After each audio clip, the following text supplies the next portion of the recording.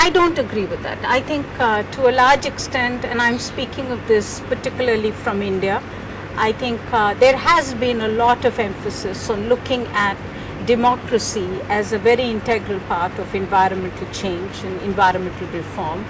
I think today the voices that are coming out of India, because the civil society in India is very strong. We have spaces for civil society to be able to operate, whether it is through public hearing processes, whether it is through the media, whether it is through the judiciary. All those spaces today, I think, are under threat. They're being squeezed.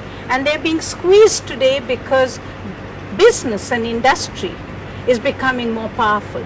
So I believe the struggle in the world is a struggle between civil society and corporate power. I think the unfortunate part of this is that that government, whether in my world or in your world, has been reduced to an empire at most.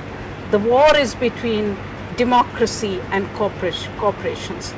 And whether our government can actually field and support democracy, or whether it will, like most other governments, succumb to the corporate power, is something that only time will tell.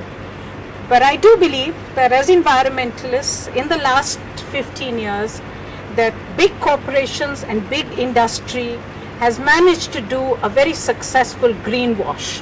They have certainly convinced a lot of people in the world that they are very responsible and that they have cleaned up their act.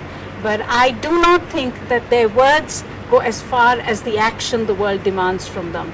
And I do not think it's enough for industry to be strong if civil society and communities are weak. That's a bad world.